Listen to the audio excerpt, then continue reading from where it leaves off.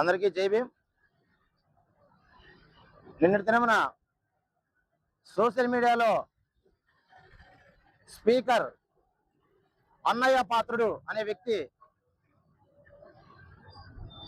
Speaker హోదాలో ఉండి అయ్యన్న పాత్రుడు గారు ఒక దళితుణ్ణి కొట్టడము చాలా దుర్మార్గకరం.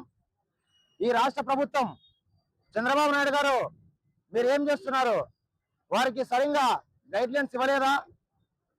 అయ్యన్న పాత్రుడు ఒక ముఖ్యమంత్రికి, కింద సిబ్బందికి, ఎమ్మెల్యేలకి, మంత్రులకి చెప్పాల్సిన ఒక పెద్దరికాన్ని నిన్నటి దినము కోల్పోయినారని చెప్పేసి జై భీమ్ భారత్ పార్టీ తరఫున స్పష్టంగా తెలియజేస్తున్నాం.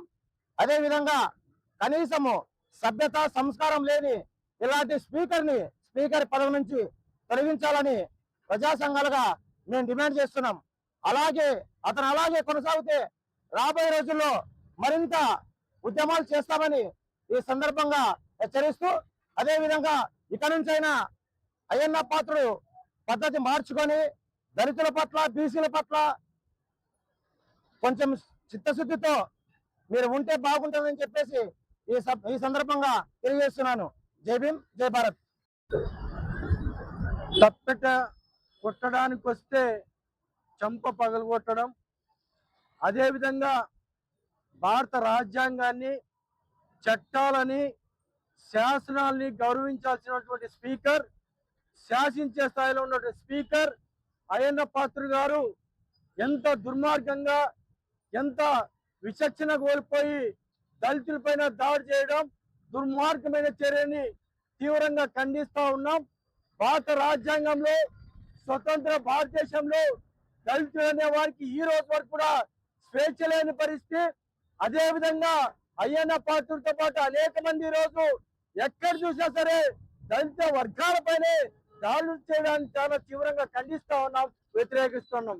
అయ్యా నారా చంద్రబాబు నాయుడు గారు, ఎవరైతే స్పీకర్ గారు ఇంత దారుణంగా పబ్లిక్ ప్లేస్ లో అవమానించినటువంటి స్పీకర్ గారి పైన వెంటనే మీరు చర్యలు తీసుకోకపోతే రాష్ట్ర వ్యాప్తంగా దళిత సమాజం మొత్తం కూడా తిరగబడే రోజులు అతి దగ్గరలో ఉన్నాయని చెప్పేసి చంద్రబాబు నాయుడు గారికి హెచ్చరిస్తా ఉన్నాం. ఎందుకంటే మాకంటూ ఆత్మగౌరవం ఉంది, అదేవిధంగా ఈరోజు ప్లేస్ గా బతుకుతా ఉన్నాం.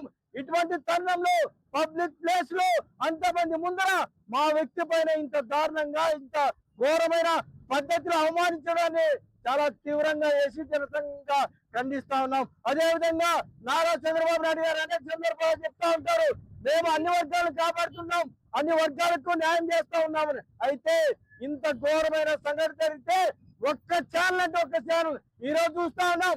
ఏబిఎస్ ఛానల్ లేదు, లేదా ఈటీవీ లేదు, లేదంటే ఒకసారి టీవీ పై లేదు, ఎక్కడా లేదు, కనీసం ఒక వార్త లేదు. అదే ఒక శ్రీధర్ అయినటువంటి ఎమ్మెల్యే ఒక తప్పు చేస్తే అన్ని ఛానల్స్ తో చూపించారు.